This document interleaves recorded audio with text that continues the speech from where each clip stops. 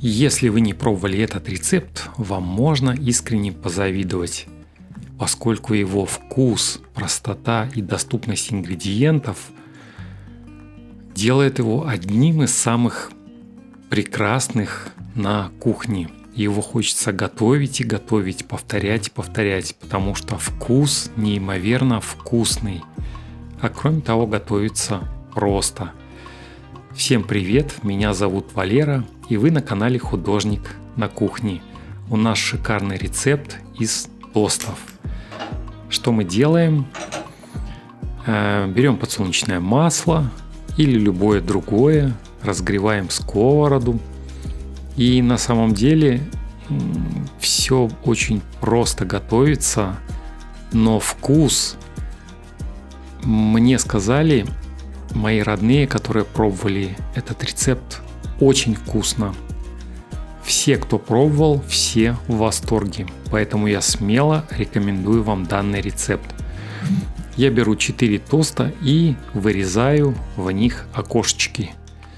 Но остатки, квадратики я не выкидываю, потому что мой любимый котик Рыжик внимательно следит за рецептом и ставит вам лайк.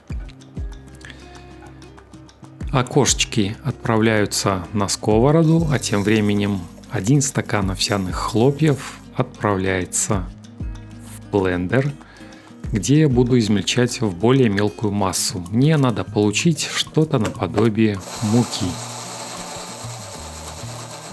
Вы можете взять обычную муку, так как я не ем обычную муку, то я использую в данном случае полезную овсяночку.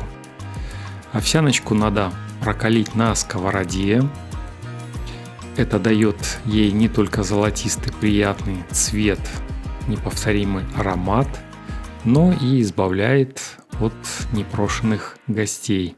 Кстати, друзья, у меня есть на канале вот такие шикарные рецепты из тыквы. Крайне рекомендую вам приготовить. Ссылочки я оставлю в описании и в конце этого видео. А тем временем овсяночка у нас уже готова. А я спешу сказать, что я читаю каждый ваш комментарий, и каждый ваш комментарий меня сподвигает снимать новые, полезные, вкусные и простые рецепты для вас. Вам 2 секунды написать комментарий, а мне целый заряд бодрости на весь день. Итак, овсяночка уже подготовлена, и в нее отправляется маслица. Можно взять оливковое, подсолнечное, либо любое другое. 10 грамм разрыхлителя туда же отправляется. Паприка копченая. Я беру пол чайной ложечки. Вы берете на свой вкус. Соль, в моем случае крупная морская, примерно пол чайной ложечки. И туда же отправляется черный молотый перец. Мне интересно узнать, друзья, из какой страны и из какого города вы смотрите этот рецепт. Так приятно читать в комментариях, куда же он залетел. А тем временем греческий йогурт отправляется у нас в овсяночку. И здесь он смешивается, перемешивается в однородную массу. Я вам, друзья, показывал своего любимого котика, который внимательно следит за нашим рецептом. Но я не показывал своих других любимых животных. И пока я накладываю овсяночку в квадратики на сковороду, я решил вам показать 2 любимцев. Это мои песики-барбосики, Тигра и Аватар. Интересно, кто из вас догадается, мальчик и девочка, кто из них кто? Большинство в комментариях, к сожалению, ошибаются и не угадывают. А тем временем в ход идет у нас один средней зрелости, среднего размера помидорчик. Причем нарезать его нужно именно такими колечками. Почему именно так? сейчас вы увидите. Легким движением ножа я вынимаю серединку. А пока я хочу у вас спросить, какой же мукой вы пользуетесь. Как я уже сказал, я не пользуюсь пшеничной мукой уже. И я пока не нашел альтернативу, более здоровую, чем делать самому наподобие муки из овсяных хлопьев. В комментариях интересно будет почитать не только мне, но и нашим уважаемым, дорогим подписчикам ваше мнение и ваш опыт. Колечки сделаны, они отправляются на сковороду. Это не ради украшения, а дальше вы поймете почему. Берутся 2 сосисочки. В моем случае это полукопченые сосисочки с сюрпризом внутри. Какой сюрприз, вы сейчас увидите, когда я их буду нарезать небольшими колечками. Колечки, друзья, я советую делать толщиной примерно не более половины сантиметра. Чем тоньше, тем лучше. А самые наблюдательные из вас увидели, что в этих сосисочках есть такие вот вкусные вкрапления. Сосисочки отправляются по периметру каждого квадратика. Забегая вперед, скажу, что такое расположение неимоверно вкусное. В ход идет у нас соленый или малосольный огурец. В моем случае это малосольный огурец со своего огорода, еще прежний урожай, остатки прежнего урожая. Знаете, когда со своего огорода оно в 8 раз вкуснее, чем магазинное. Я думаю, вы со мной согласны. Так вот, я взял один небольшой соленый огурчик, и сейчас он идет у нас в ход. Крайне советую добавлять малосольный огурчик в небольших количествах, примерно как я добавляю. Он придает нотку вкуса, отличающегося от всей гаммы. Поэтому этот вкус завораживает тех, кто пробует, и хочется вновь и вновь кушать это простое полезное блюдо. А пока я нарезаю лучок, я благодарен вам за просмотр, потому что снимаю я исключительно для вас, для вашей пользы, для вашего аппетита и вашего удовольствия. Спасибо, что смотрите. А мы продолжаем. Лучок нарезан, и он отправляется у нас на тосты.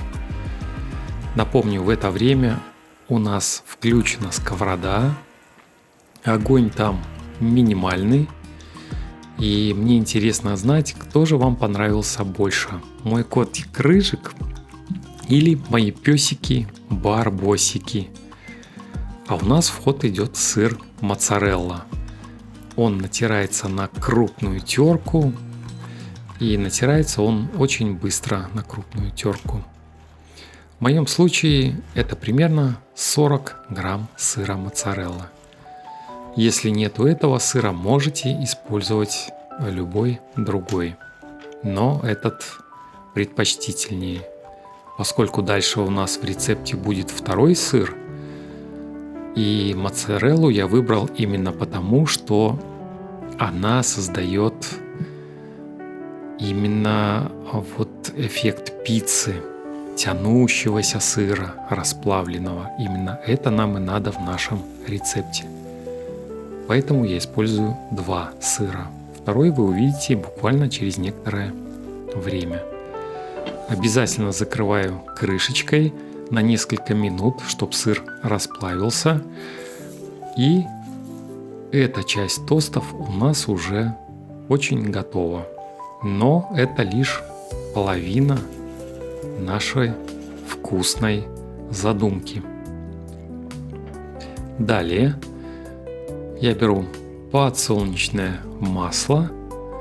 И, друзья, кто не подписан, советую подписаться, чтобы просто не потеряться среди большого количества каналов на YouTube. В ход идут 2 следующих колечка. И мой совет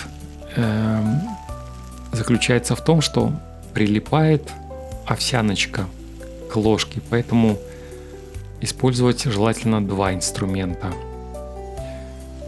В моем случае это была ложка и второй инструмент. А у нас в ход идут яйца.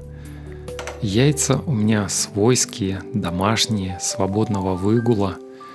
И они отправляются на помидорчик. Именно для этого мы в помидоре делали отверстие, чтобы желток закрепился на вершине нашей вкусной пирамиды. Я, друзья, не пользуюсь уже сахаром. Если пользуюсь в минимальных количествах сахарозаменителем, в моем случае это дынный сахар, но мне интересно, пользуетесь ли вы сахаром или медом, или у вас есть любимый сахарозаменитель. Интересно будет в комментариях почитать ваши предпочтения в этом плане. Наверх яичек отправляются у нас лучок и сыр. Через 3 минутки у нас уже полуготовые 2 остальных тоста. Но это лишь половина. Вторая вкусная половина тоста у нас ждет вот-вот сейчас. И в ход идет у нас чуть-чуть маслица. Все это равномерно распределяется по нагретой сковороде. И берется 20 грамм сливочного масла. В моем случае это максимальная жирность 82,5%. И настала очередь тех самых квадратиков, которые мы с вами вырезали из тостов. Я делаю вот такие вот прямоугольнички не просто так, а нас в этом рецепте ждет бонус. Второй вкусный рецепт из того, что у нас остается от первого рецепта. У нас все идет в ход. И это большой вопрос на самом деле. Что будет вкуснее? Первые тосты или же вот эта вот задумка, которую я придумал для вас? Я выкладываю как пешеходный переход или как клавиши пианино, а потом докладываю кусочки в виде солнышка. Другими словами, равномерно распределяю по сковороде в сливочном масле. Советую именно на сливочном масле делать эту часть рецепта. Неимоверно вкусно получается. В ход идет у нас зеленушка. Я обожаю зеленушку, и в этом рецепте она будет как никогда кстати. И в ход идет у нас укропчик.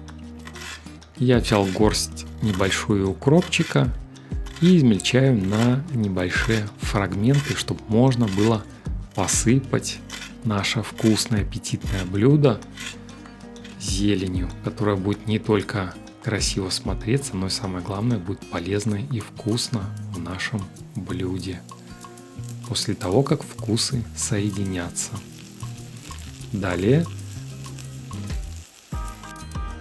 идут у нас прованские травы. Я добавляю 2 чайные ложечки прованских трав. Эту специю можно добавлять, можно не добавлять, но кружочки и остатки помидоров, они здесь как неимоверно кстати в этом блюде. Далее все это покрывается щедрым слоем той самой овсяночки, которую мы с вами готовили. Тесто из овсяной муки, которую мы делали сами. Теперь это все быстренько разравнивается. И, как вы понимаете, нас ждут не только тосты, но и полезная пицца. Это как бонус. В ход идет нарезанный лучок, нарезанный укропчик, остаточки. И у нас остались кусочки вкусного соленого огурца. То есть все, что у нас осталось от тостов, не задействовано, мы все пускаем в нашу пиццу. Поскольку бабушка меня учила продукты не выкидывать. В ход идет второй сыр. Как я уже упоминал, первый сыр у нас моцарелла, и вторым сыром идет у нас обычный желтый твердый сыр 45% жирности. Ваша поддержка меня, друзья, очень мотивирует. И ваш лайк и ваш комментарий очень поднимают мне настроение и желание снимать для вас новые полезные рецепты. Первым слоем я посыпаю моцареллу. Сыр моцарелла. Далее даю немножко расплавиться, перевернул это на вторую сковороду. Чуть-чуть добавляю по кругу маслица. Вот такая у нас получилась штука, но это еще не все. Теперь при помощи тарелочки я это все выкладываю на тарелочку. И теперь у нас идет украшение этого блюда. И петрушка, как нельзя, будет здесь очень-очень кстати в виде зелени. Не знаю, как у вас, а у меня уже текут слюнки, чтобы попробовать это блюдо.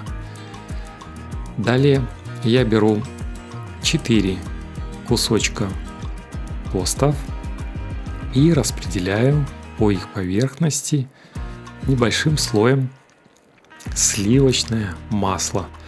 Я советую, друзья, сливочное масло заранее чуть-чуть растопить при комнатной температуре. Так оно будет лучше намазываться. По 4 кусочечка колбасочки, а точнее сосисок, отправляется у нас на этот тост, на каждый из 4. И отправляется моцарелла. Далее нас ждут листья салата. По одному щедрому вкусному листу салата на каждый тост.